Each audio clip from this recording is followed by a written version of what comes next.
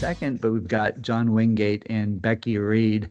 Both of you very familiar, probably to a number of people on this call, both from a credit union standpoint. And then, John, I know you have been in the digital asset space forever, and I got in late, much later than you did, but we had many great conversations back in the day around digital assets and continue.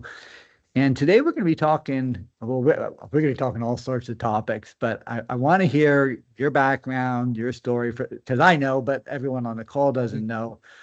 I want to hear, one of the things we're going to be talking about is open banking, and I want to hear about that with, I think, Director Rohit Chopra had made some comments, and I've heard him comment a couple times about the open banking, but he specifically said decentralized banking. So I'm curious about Open kind of, and decentralized. That's right, Larry. That's right. yeah.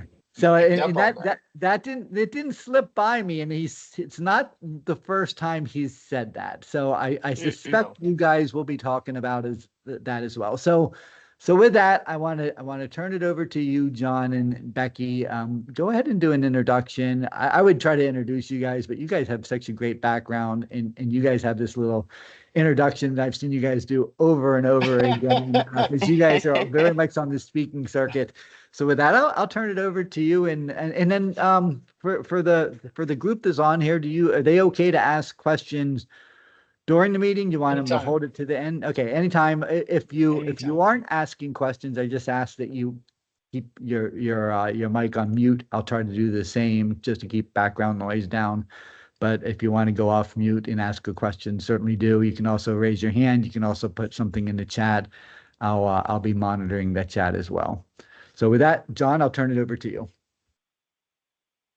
So, I'll keep it brief. I'm a tech founder, tech entrepreneur, been involved with a few different companies and exits, mostly around the omni-channel commerce, digital payment space over the last 20 years. And, towards the beginning of this, digital assets wave, I got involved very early as a technologist, loved to play with it.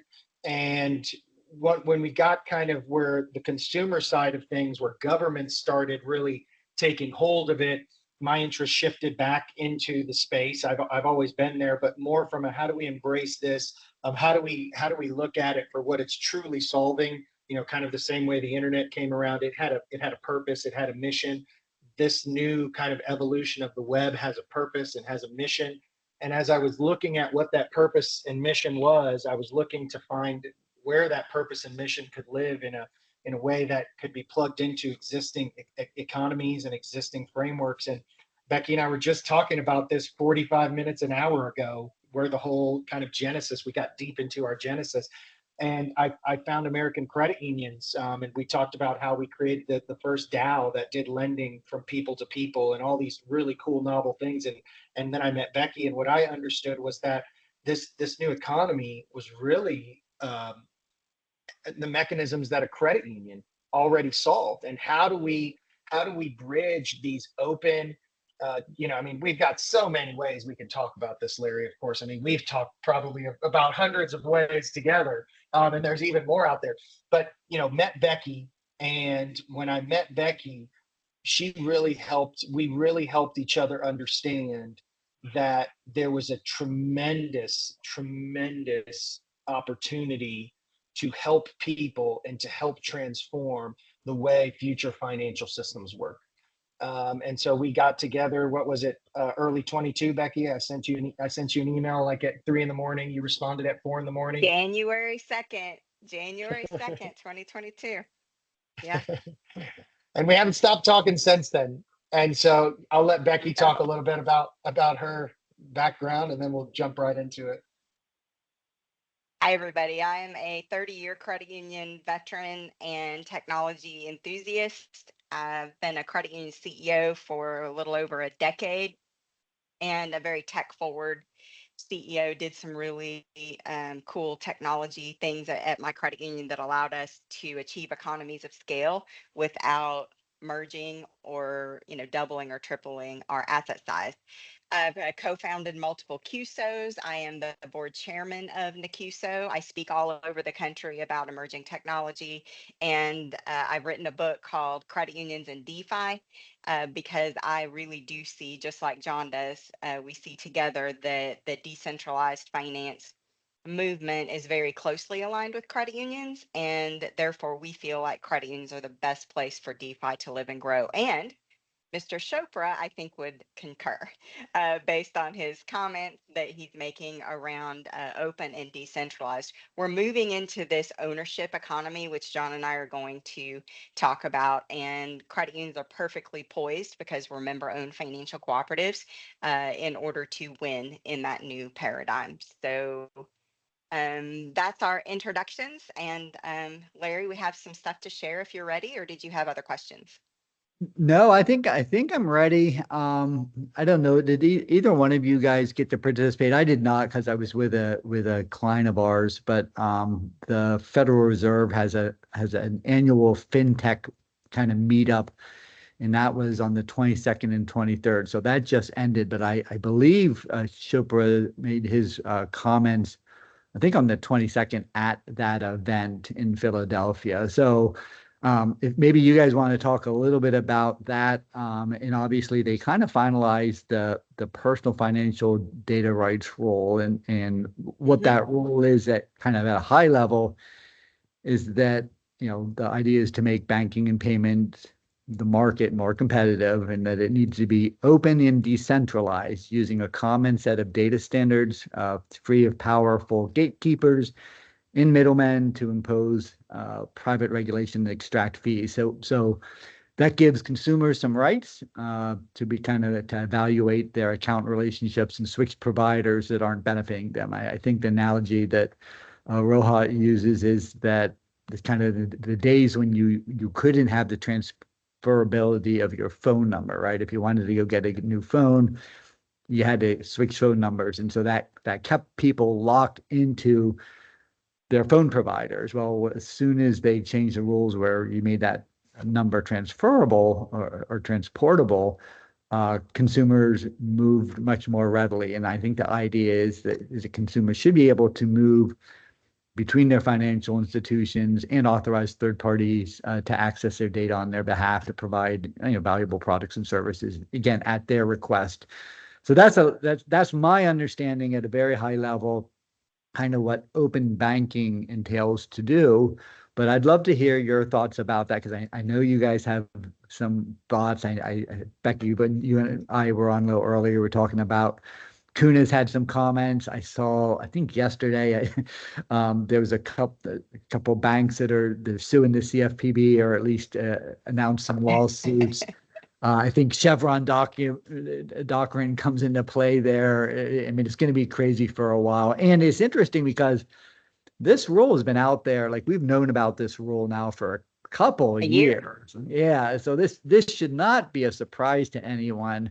I think they'd already asked for public comment and things like that. So, and in fact, the final rule, I think, gave financial institutions a little bit more leeway in terms of how quickly they implement this than the initial language did. So it seems like the rule got a little bit lighter. But that said, it's got some real serious consequences for the market and for financial institutions. So with that, I'd love to have your thoughts about it and talk about particularly how's this tied to decentralized finance? Yeah. Well, I'm going to start off a little bit, and then Yeah, I'm go going to ahead, kick it over to John, who's going to talk about how the technology will work. So $850 million and over has to comply by 2026. So yes, there's a little bit of time, but not a lot. And what we're seeing is that, and Jim Nussle just came out and said, that allowing fintechs to just access member data, willy-nilly without the credit union being able to charge fees. And what he specifically says is it's the credit union's data. Well, John and I have a little bit of a different opinion around that, especially as it relates to decentralization. It's really the members' data, right? And unfortunately, there are core providers historically in our ecosystem that says it's their data, right?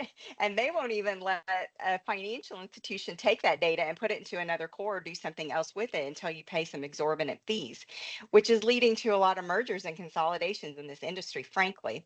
And so, what Mr. Chopra is saying is decentralized means the consumer, the member owns the data. And so, how do we, in our current paradigm, think about sharing that data? And it's opening up APIs, and that's very scary because of fraud and all these other things. Well, John would like to give you a different perspective on what decentralized really means. And John, you're on mute. You're on mute. Yeah. So everything you said, Larry, I agree with 99.9, with the one exception of I don't believe the rule in its final manifestation gets implemented where you give a fintech the approval to go get your data on behalf of you. I really believe that this future is going to exist in a way where the member has the ability to own the data. And these Web3 ecosystems. So the way I describe it in a more succinct way is, you couldn't build Amazon on a bulletin board system. You couldn't build Google on the early manifestations of the web.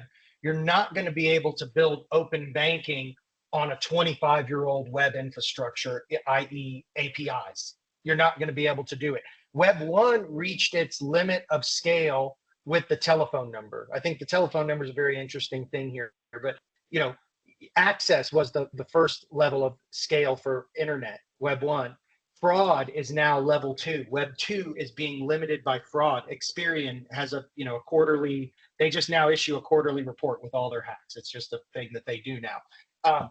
The next iteration of the web with the little, these great devices that we have that have secure enclaves and that basically are extensions of us, these devices can be utilized along with these systems to put the data in the member's hands so the member has control over the share of that data. I mean, I was doing a talk with NASCAS the other day, and I put Wireshark on my phone. I was trying to show them just how much data lives on your phone and just how much you're sharing every time you push an app, open an app on your phone.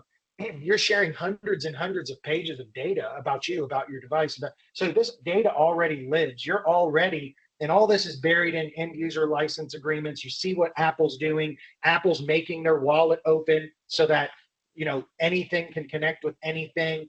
You're seeing kind of how Apple is making more disclosures with data and information sharing. And it's really because the device, the personal device, is going to be that genesis of where the consumer holds the data. When you're starting to look at attack vectors, much harder to go after a single end user or a bunch of single end users than an Experian honeypot or a Here honeypot. And that's where I think just the evolution of this is going to take a little while. It's not going to be, the next 6 months or the next, 12 months. I do think it's going to come fast though, just like how fast before we knew it, the App Store was on us, kind of the internet bubble busted, and then the App Store was on us within 3 or 4 years. We're kind of there right now where all these new rules, all these new, to Becky's point, 2026 is going to be here before you know it.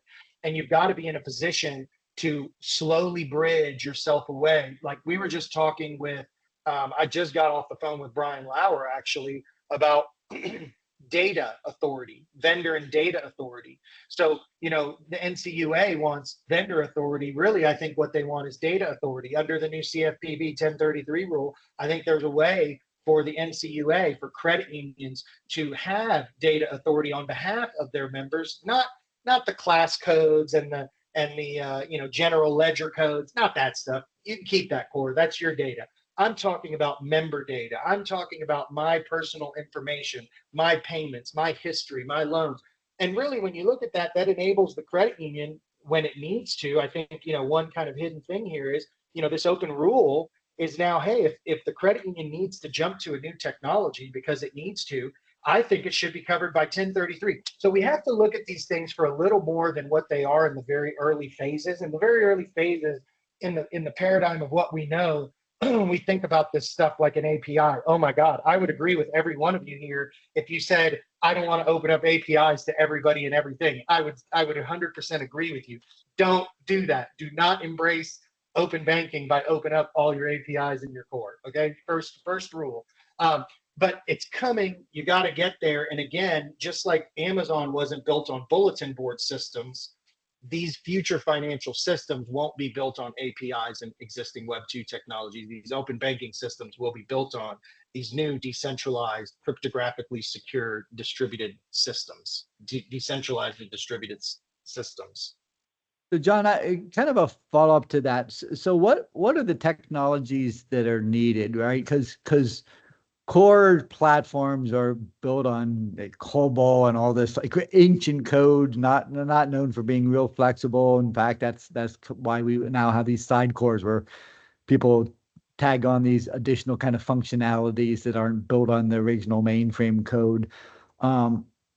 If we are moving towards decentralization, what does that mean?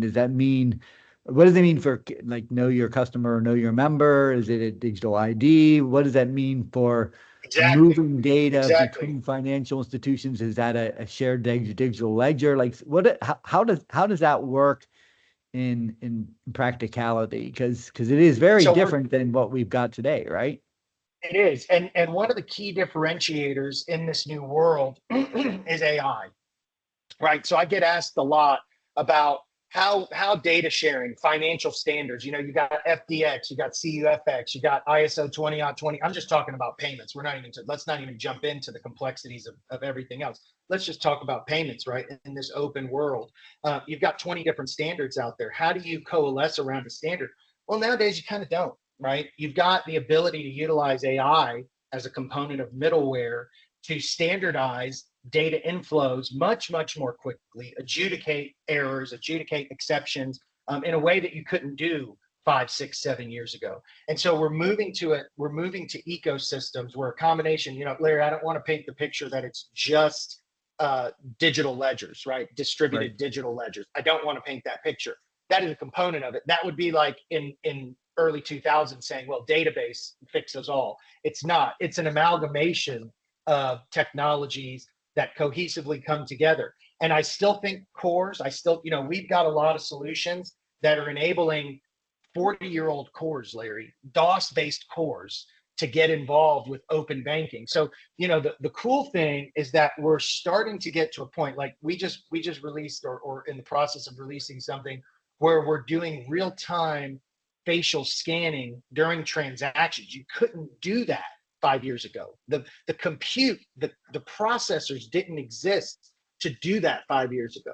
And so now we're in a position where these open systems, because one of the things I think we're all worried about, like the number one worry about this is cohesiveness of systems, experience, and then the fraud that the perpetuation of fraud in this whole new world that nobody really understands. And that's why it's not just a digital ledger system, Larry. It's a combination of these systems. And you're right, it does include these multi-factor, multi-certificated, digital identities, right? That's and then layered with AI that is also on chain. The provenance of the data AI is on chain. This new world is, and what's really cool is that we've built a lot of it already. We've already got a lot of this working in credit unions and working in cores and working in digital bankings, working as standalones. So it's not theory at this point. We know that it can be implemented. We know there's a bridge, right? We know there's a bridge to that 24-month point or that 36-month point for the credit unions, but it's not a feet first type thing. It's a layered approach. It's a measured approach, and it's one that combines existing and we don't really like to use state-of-the-art technologies. We're not bleeding edge people. The stuff that we're using, like we just got, for example, with our payment system, we built it first 100% containerized end to end from the network layer to the server layer to the queuing layers in between, all containerized. What does that mean? That means that it can do one transaction or 1 million transactions in the next second. We don't have to spin up another server. We don't have to do anything. We don't have to, say, oh my God, our code won't scale. We need another VM. So it's really taking these types of approaches to solving these problems, because it can't just be a digital ledger. That's not what solves it. Yeah, so I've got to believe there's some community banks and credit unions on the line whose heads are spinning with some of the things that you've just talked about, and said, how are we ever gonna get up to speed on this and do this? But you guys have done that, and Becky, maybe we can get a little bit of your perspective, because again, you ran a credit union. Um, to me, if I was a credit union executive and I just heard that, I'm like, I'm scared. I don't know, like some of that technology stuff you're talking about. Like I have a hard enough time understanding what an API is, let alone some of these other things that you're talking about and digital IDs. And like, how does that work? How does that work in essence?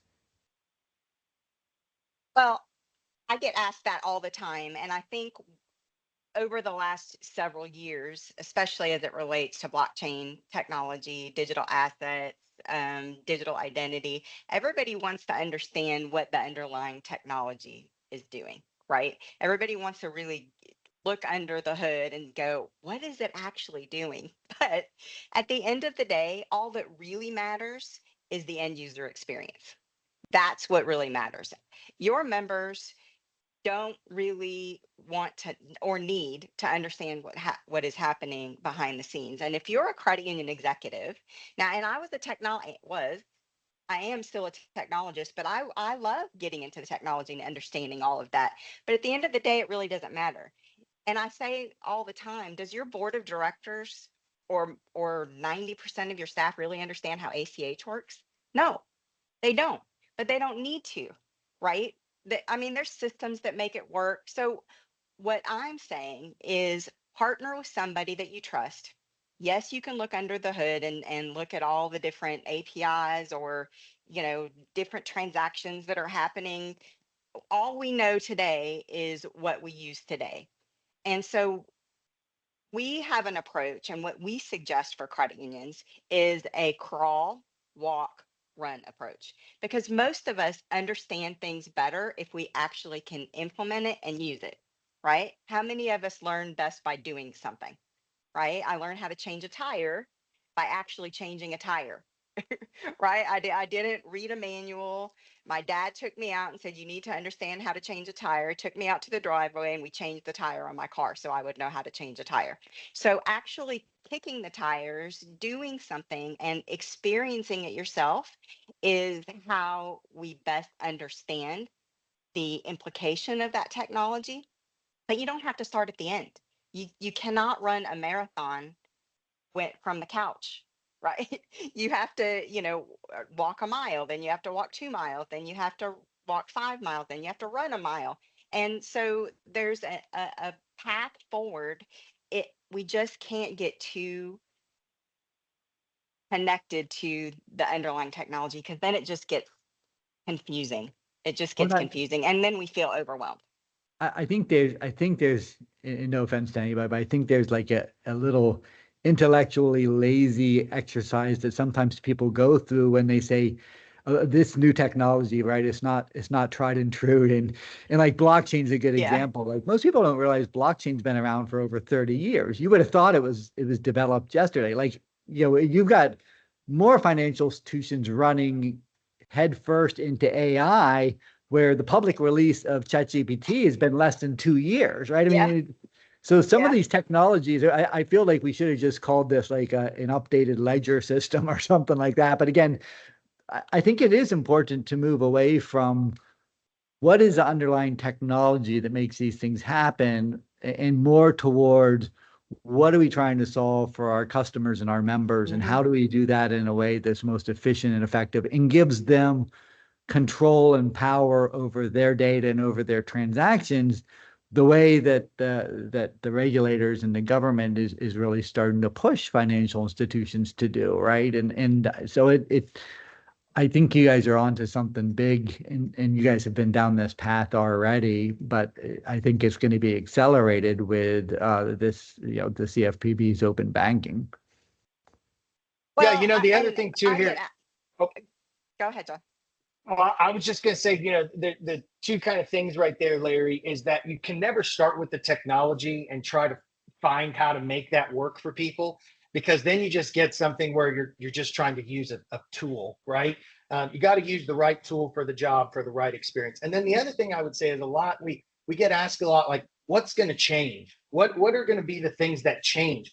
And I can't really sit here as a CEO and advise you guys on what's going to change. What I can say, though, is probably a more important question is what's not going to change? I know that in 10 years, people are going to want payments. I know that in 10 years, people are going to want loans. I know that in 10 years, people are going to want a safe place to put their money. And so what we're focused on are the things that won't change. How do we deliver, more streamlined, more secure, more robust experiences for members around the things we know won't change? So that's kind of the approach we take. And then once we look at it from that approach, that experience, that top layer experience, then we say, okay, what's the best way? Is it a database? Is it a DLT? Is it AI? Versus, oh my God, we got AI. We need to put AI on our website. And so let's figure out where to plug it in. And oh man, now we just had a data breach. We gave public, private member data to Chat GPT, and oh my God, we didn't even know it. So what we did hear some pushback from the banks, and we have heard some pushback from the credit unions. And as my understanding, like the obvious ones are probably around, well, what happens if we start sharing this data and there's a data breach? Who owns that liability? And how do we ensure that our members and our customers' data is safe? And then I think there's probably a legal argument that I alluded to earlier around Chevron, which again, I'm not an attorney, I'm not even close to an attorney, but I think the thought there would be is that some of these regulatory making bodies or bodies that are issuing rules aren't really the ones that should be or may not have the right to issue those rules, right? When law comes, this law is supposed to come from Congress. And I think we're going to see a lot of lawsuits push back on regulatory bodies giving us rules and regulations that they're going to say, hey, look, Chevron says this needs to come from Congress and you don't have the rights and authority. That aside, what are the arguments? And Becky, I know you've said and maybe John, you had mentioned, was it Kuna, or Makers Credit Unions? What's the pushback and what's the concern? And then who are the winners in this? I mean, obviously, I think consumers would be the winners in this, but what does this mean for small fintechs versus banks and credit unions, big banks and credit unions, small banks and credit unions? Like, who does this put in the driver's seat? Who does this benefit outside of the consumer? So I know there's a couple questions in there. Sorry.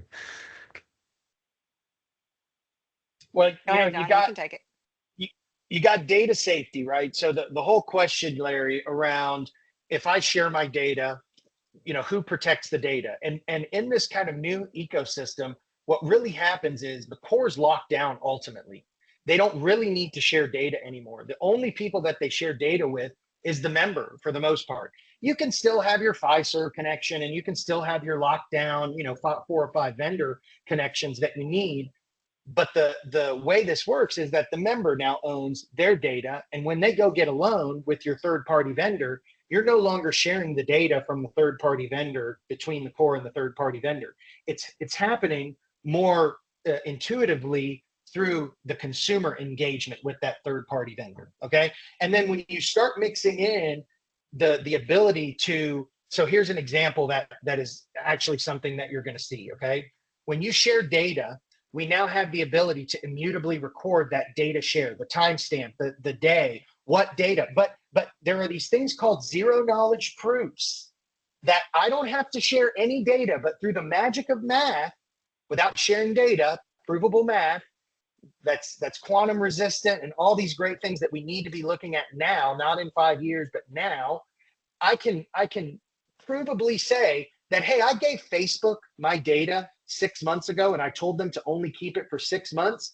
And then they delivered that data in month 6 or 7 and I gave them no. And what's going to happen is you're still going to have AI adjudicators where people can pull together class action lawsuits and say, hey, I was part of this. Here's my on chain records. Here's my identity. I signed the payload. They're going to do it all like that. And AI adjudicators are going to go out, figure out all the data and put everybody in the right class of yeah, your data was leaked by this company. They owe you money. Boom, right? So these systems actually provide orders of magnitude more robustness to data sharing, provability of data sharing, right?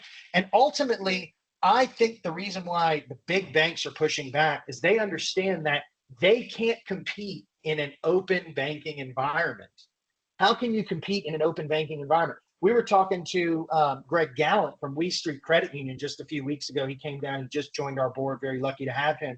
And he's like, I think it's going to be hard to have small credit unions. And I said, well, no, I don't think we're looking at this right. I think, why can't an HOA have a credit union account with a large credit union, but have its own credit union, but manage it in the form of a technology, enabled DAO or a technology enabled credit union as a small little localized thing that can't do much. But then these financial protected financial ecosystems can now work with the larger financial bodies. And so there's a real opportunity here for credit unions, I believe, to collaboration is the sixth cooperative principle, right, Becky? Did I get that right? Cooperation amongst cooperatives You is the did. sixth finance. Yes. And so I really believe, Becky and I both really believe that this is a massive opportunity for credit unions to take the lead on not opening up APIs, not giving data to every vendor who asks for it, but to take the smart approaches into looking out 10 years and saying, we know we need to continue lending. We know we need to continue making payments faster and smarter. And we know people are talking to each other and they want member-owned banking. When we tell people about member-owned banks, credit unions, their mind is like, why didn't I ever know that these things existed? Why would I ever put my money in Chase? These are real conversations that we have all over the country, all over the world, really. And I believe, and Becky believes, that credit unions are ultimately, because they're the members, they're the consumer, it's one and the same. They have the opportunity to take the front leading force in this and really evolve well beyond what the big banks and larger institutions can. John, I agree with that, and I think it's going to require an embrace of technology, right? So it's not an embrace of necessarily new technology. This technology has been around for a while, but there is an opportunity to make things more secure than what they're used to through the use of hashing and cryptographic keys and digital IDs and zero knowledge proof and pass keys, like all of these things that you and I are familiar with, and Becky, but might sound new to a credit union or a community bank. But the good news is the technology is there. It's sound. It's been around a while and probably better than what they're used to today. And what might cause them to even force into that environment a bit more is we've started to see, consumers have been asking for more advanced features from their banks and credit unions. And some of that they've gotten through fintechs. And some of those fintechs they've been able to provide that through banking as service relationships. Well, we also know that that is being cracked down by the regulators, because for some of these banking and service relationships, there was some confusion as to who owned the regulatory liability of doing these things right from a compliance standpoint. So I think the timing is really good for credit unions and community banks to take the reins back around this stuff and say, hey, let's upgrade the technology, like figure out what this new paradigm looks like, upgrade our technology so that it fits with this. It may or may not include kind of some older core platforms. Maybe we need to look to something newer, but let's do this right so that we can comply with what the government is asking for. We can comply with what our customers and members are asking for. And we can we can kind of future-proof the credit union or future-proof the community bank in the process. One of the things that Becky and I were at the ICUL roundtable of a couple handfuls of large credit unions. And I think this resonated very well. So I'm going to say it again, and it's right along the lines, Larry, of what you're saying. The early web, people were competing on experience, right? You went to when you were looking for airline tickets, you went to Priceline, you went to Expedia, you went to 4 or 5 different websites because you were competing on, everybody had the same experience. You were competing on price. And what happened through the kind of the last 15, 20 years is that these fintechs front ran and people started to move to the easier experience. They would pay a little more, they would pay. But one thing that credit unions will win on, again, if they embrace these technologies, cost of capital. You can't get better cost. you can't layer a fintech on top of a bank as a service and get better cost of capital. And this is what's happening right now is people are starting to go away from experience because the same experience lives in so many places that you are back to almost shopping at price. And by credit unions embracing that experience that people expect, and Becky mentions kind of Amazon all the time, right? Amazon messed up the consumer experience for every retailer. If you don't have the Amazon experience, but now what did Best Buy do? Best Buy's putting the Amazon experience in play, right? And they're trying to gain a foothold back again. And so I do believe there's a tremendous opportunity just based on cost of capital, providing these types of experiences. Credit unions are going to start to mold into the fold. We see a lot of them revamping their names, coming up with sub brands that resonate with certain, digital communities, right? Communities are no longer just physical; they're digital now. So many massive opportunities and opportunities to capture new markets that didn't exist 5, 6, 7 years ago. Being able to deploy technology more readily, more rapidly, more securely. We're in that place. Yeah, and Becky, I mean, you were a leader in this space. You were one of those early trailblazers as it relates to technology and forward-thinking credit unions. Maybe you can talk a little bit about what credit unions should be doing. So John mentioned sub-brands, digital communities, and maybe what are some other things that credit unions should be thinking about?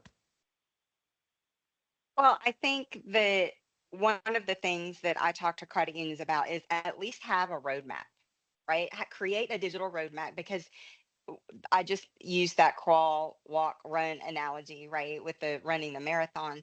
And you have to start somewhere. And this these things, open banking in particular, and all the things that come along with it, is going to completely disrupt everything that we do. And so you have to be prepared for it. But in order to be prepared for it, you have to plan. So I highly recommend, alongside of your strategic plan, having a digital roadmap. And this is the same for community banks as well. Unfortunately, community banks have been hampered by their regulator, who has basically said, stay away from some of these emerging technologies. But John and I have seen that banks are actually interested in some of this technology for different things than what credit unions might be interested in, but they're interested just the same, and they are moving forward with initiatives in this way, just in different areas. And so the entire banking community is going to be impacted by this, but you have to have a plan. It starts first by understanding what are the, do a SWOT analysis, understand what the strengths, weaknesses, opportunities, and threats are, then create that roadmap. And maybe that's just implementing one thing. One of the things that John and I recommend all the time is it starts with payments, right? So let's start with real-time payments. So the clearinghouse has a real-time payments rail. So does FedNow. A lot of financial institutions still aren't there. And a lot of the time it's because they don't understand what it really is. And I have to raise my hand and say, I didn't initially. When I first heard about real-time payments through the clearinghouse, I thought it was just pushing the ACH file button more often. I mean, and that is absolutely not what it is. Also, we hear faster payments, faster fraud. Not true. The clearinghouse and FedNow is a push, not a pull. So it's a different methodology, and so the risks, you still have to look at those things, but they're different. So it starts with having that roadmap and then sticking to that plan, starting small and then adding things in the future. One of the things that Bank Social does is we have that entire payments hub that goes all the way through to digital assets, right? Well, a credit union or a community bank probably doesn't want to start there, right? They don't want to start at the end. So start at the beginning. Start with receive only real-time payments, and then go to send, and then go to maybe treasury management if you're offering business services, and then take a look at the holistic plan together. As well, I just talked about, you kick the tires, right? I learned how to change a tire. Now I understand how it works. I'm more comfortable with it, but that's all part of your digital roadmap. And so year one, you do this. Year three, you're going to be someplace else. So that's my recommendation. So Becky, that's a great recommendation. And a digital roadmap is broader than just a roadmap because it does require physical organizational changes as well, right? So if you start to accept and send and receive, and maybe initially receive only, but regardless of what your approach is to real-time payments, managing those real-time payments 24/7, 365 requires a different sort of organization than you have today. So that needs to be a consideration in addition to kind of the technical digital roadmap is the organizational roadmap to make sure that fits as well. One of the things I'd love to have you guys talk about is I think there's a big component here that's probably pushing the CFPB as well, and something that, I know credit unions talk about all the time and wanting to serve younger members, right? But there's a major demographic shift going on in the country right now that thinks very differently about technology. And to John, your earlier points about Amazon have very different expectations about customer service or servicing and servicing where and when and on what kind of devices. Maybe you can talk a little bit about some of the demographic differences and how it might relate to some of this stuff. It's not just their embrace of technology, Larry. It goes deeper than that. And this is where I believe the true connection is.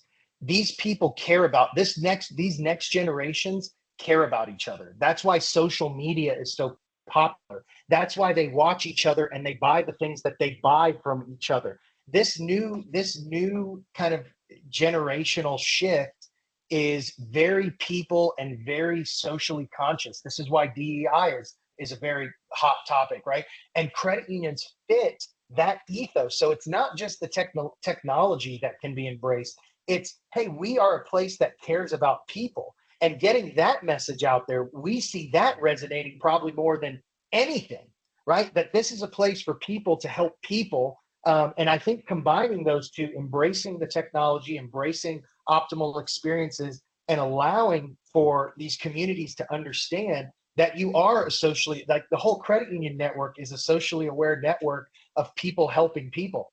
That message right there is rooted in these younger generational ethos of these younger generations. I love that. And from a product standpoint, where you see that is with Venmo, right? So when you Venmo someone, there's a social component about what was that payment for, and it's funny and cute, and everyone on the network gets to see that. Um, but you think about like Zelle, and I know Zelle is gaining popularity, and I'm not bashing Zelle over Venmo or anything like that, but there's a very big difference between those two in terms of serving that social need of those younger demographics. And so I think you really hit on something that I hadn't thought about before, which is that like everyone knows they're different, and everyone knows that they're a big demographic, and it's something that's impacting financial institutions. But they do think about the world differently than maybe some of our older members or older customers do. Well, they're so connected, Larry. People are connected globally 24/7 all the time with a device you carry with you all the time. And if any of you have read The Fourth Turning, it talks about four generations. So a generation is about 20 to 25 years, and four generations is about the average lifespan of not average, but the lifespan of a human, 100 years. Okay. And we are coming up on a time, the next generation, Gen Alpha, actually, Gen Alpha, and once the four generations prior to them, is no longer living, there will no longer be anyone alive who remembers a time without the internet very soon, Wow. within the next decade or so. And if you think about the societal changes of people who are coming of age and getting into their mid career, they're in their late 20s, they're in their mid 30s. And then you think about, the millennials getting into very seasoned positions in prominent positions in government and industry and, corporations, politics. The world looks very different when you don't even remember a time with wires or without a device that connects you to everybody all the time 24/7. And and we're getting there. We're getting It's there. Pretty interesting.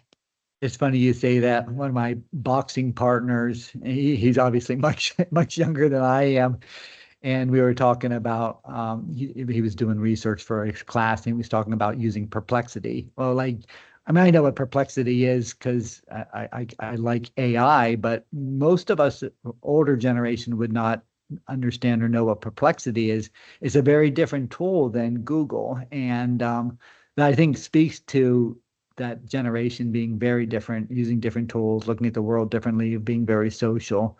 And it's something that I think, when we service our members or we service our customers, we really do have to think differently because it's not the older generations that we're used to servicing.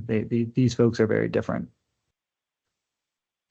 Well, look, we've got 10 minutes, about 10 minutes left. I want to open this up for questions because I'm sure people have questions. And John, Becky, you guys are like me. We could talk forever about this stuff because we're passionate about this and we love seeing the transformation of the world and trying to keep on top of all of it.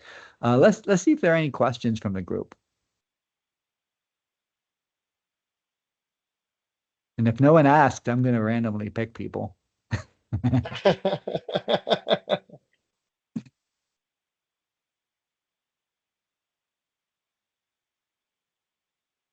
Hey, Connor, could you go back I was gonna over? pick you anyway, Connor. That's perfect.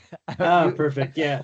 You're I my was gonna ask you to go back over the sort of like open payment stack in terms of how a given member or customer's data follows them between different institutions. And then I'll have a follow-up question, but first, just a quick refresh on that would be great. So, I'd love to show you something, but it's kind of hard on this screen to show you something. But there's this concept of wallet connectivity. So when you put in your payment card information on a website right now, and I'm talking about kind of current paradigm versus old paradigm, current paradigm versus new paradigm. When you put in your credit card information on a website, that information is already, the scammers got it. Maybe Visa will inform you, a minute later or 60 seconds later max, that, hey, somebody just scammed you. Did you get scammed? Yes, I did. Oh, well, okay, let's try to cancel your card and hopefully they didn't get more. That's kind of the current paradigm, best practice. In this new paradigm where the member controls the experience, where the member controls the data push from within, whether that's in digital banking, whether that's a digital identity that's being passed back and forth, the push nature and none of the data being actually needed to be shared via APIs and coming directly from the device is the major difference between, things like an API share or a payment share from an ACH file or a, whatever other kind of payments infrastructure you could connect into. When the user owns the data and the FI isn't on the line to share all the data about a member every single time, that's the big difference in the shift here that we're going to. Okay, got it. So it's less about where is that data now stored and just more about the cryptographic verification that's happening at each point of contact.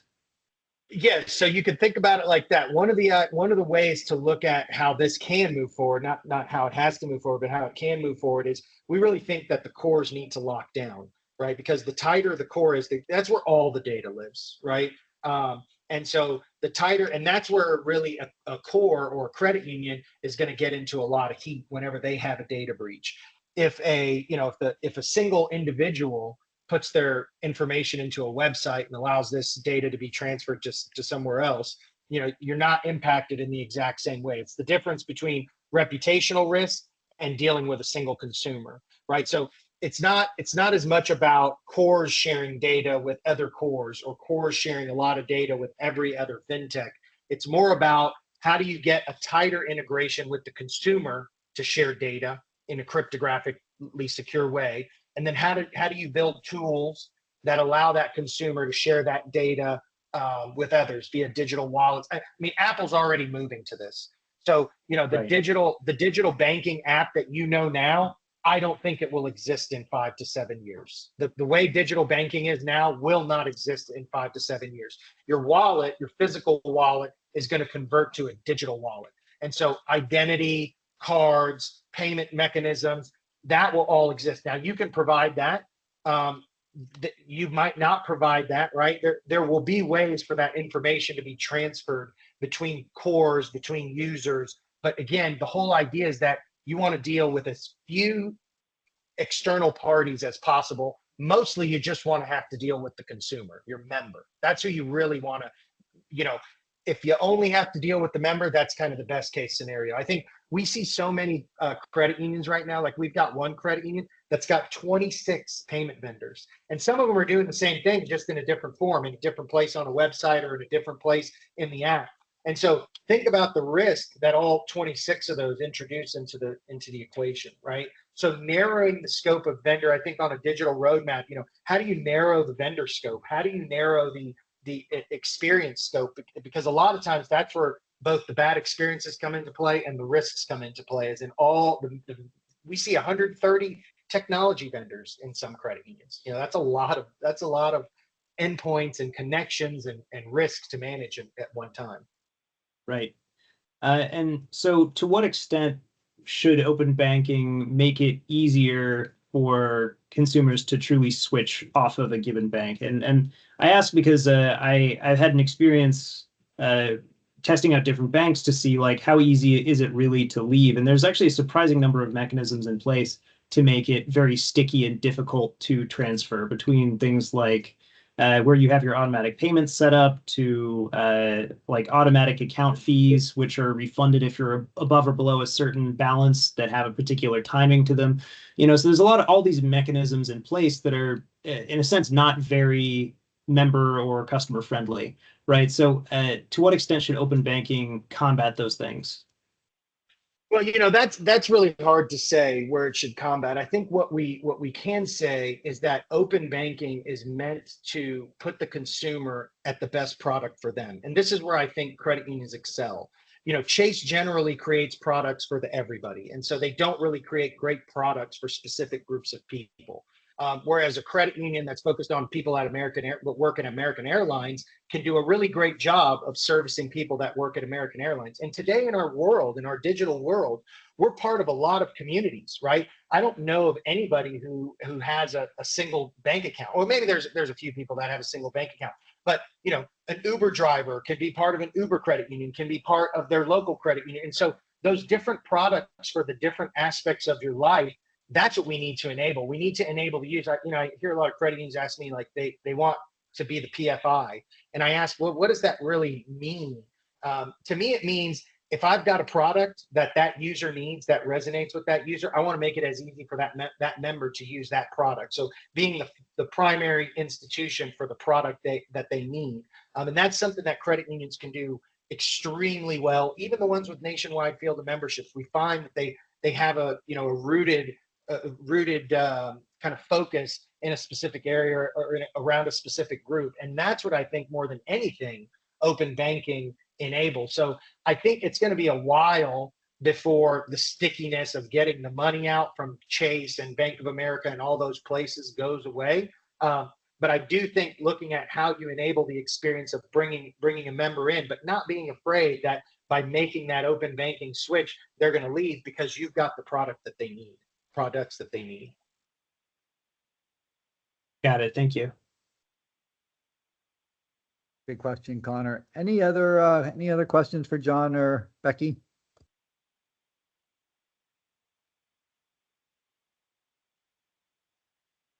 John, Becky, any questions that we didn't ask or any topics we didn't discuss that you want to discuss? We've got about 5 minutes left, and I want to give you a chance to kind of wrap things up with your final thoughts and maybe advice for the group. I just want to close out with, so there is a study that just came out by A16Z Crypto, and you can go to A16zcrypto.com and you can find the report. It's the State of Crypto 2024. And we're talking about payments, and I've always said that cryptocurrency really didn't intrigue me very much, except how it related to payments disruption. And we're there. So in Q2 of this year, stablecoin transaction volume $8.5 trillion. in stablecoin transactions in Q2. 1.1 billion transactions. To compare that with Visa, same quarter, $4 trillion, 59 billion transactions. So a lot more transactions, fewer dollar amounts per transaction. But this is happening. Stripe just enabled cryptocurrency on their platform. So now your Uber driver can accept crypto as payment. Any merchant can accept on Stripe, can accept crypto as payment. The state of Louisiana has just enacted a law that they'll accept cryptocurrency for anything state related. So you can do your title application for your driver's license or your car and pay with crypto. So this is not something that is going away. Please, please, please pay attention to it and put it on your strategic plan and your roadmap to at least study in the very near future. Yeah, the digitization of money continues to march on. John, any last words from you?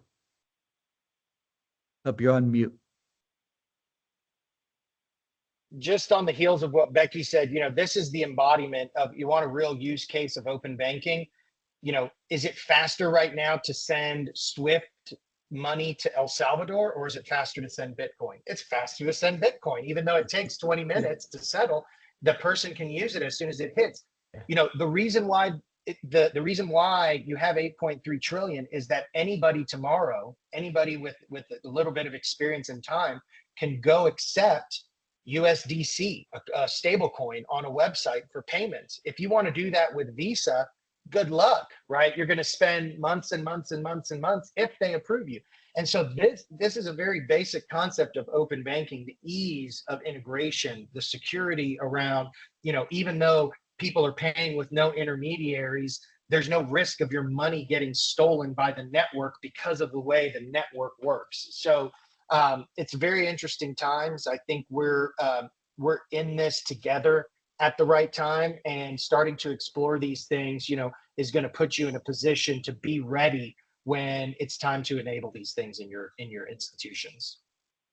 John, Becky, you guys have a website. It's banksocial.io. This was not a sales pitch. I appreciate you not turning into that, but I do want to give you a couple of minutes if you want to just talk a little bit about what are the solutions you guys are doing, and that could be a whole nother talk, obviously, but from an elevator pitch standpoint, what is it that you're doing for credit unions and others out there?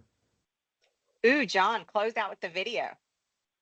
Oh, okay. Yeah. So we'll show you a couple awesome. 30, 40 second videos. So we'll show you a solution that, let me try to share here, that we can embed it standalone wallet, or we can embed it into any, if I could find it. Yeah, here we go. We can embed it into almost any digital banking solution. So this is our payments hub that works with pretty much any payment platform in existence, from ACH, FedNow, Wires, RTP, Visa Send, MasterCard, Visa Direct, MasterCard Send. So here we go. Tell me if you can hear this.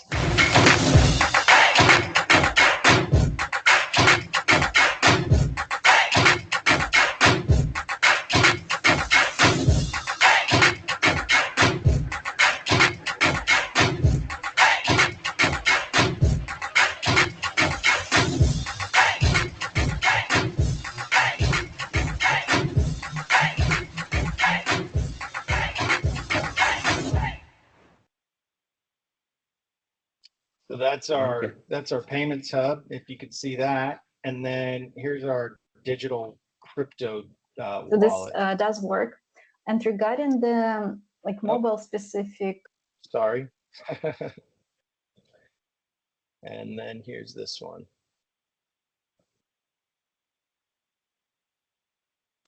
So this is our digital assets wallet, which essentially can just be flipped on, just like the payments platform, either in your digital banking or as a standalone app. And you can write into your core, right out of your core, pay loans with crypto. People can bring crypto in, full self-custody.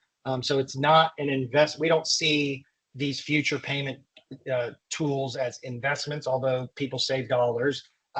we see them more as instruments for additional use cases. So here's our digital assets wallet.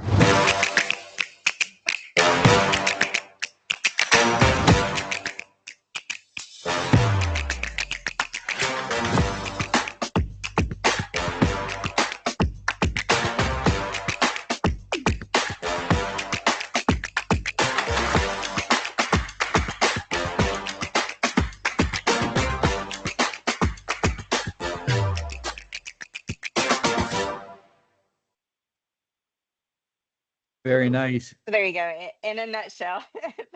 And that's just some of what we offer, but you can certainly go to our website and check out my book. It's a easy read, Credit Unions and DeFi, a Financial Renaissance. It's on Amazon. It's also on Kindle and on Audible. It's an hour. It just talks about the credit union ethos and the DeFi ethos, and it goes through the whole, most of the book is about use cases. So. Awesome. So check out the book, folks. This has been a great conversation. I knew that it would be. I was looking forward to this all week. This has been a lot of fun. I appreciate you guys coming on. Always great to catch up, and look forward to hearing more from Bank Social. Thanks so much, everybody. Larry. We love talking. Have a good one. We do. Take care. Bye-bye.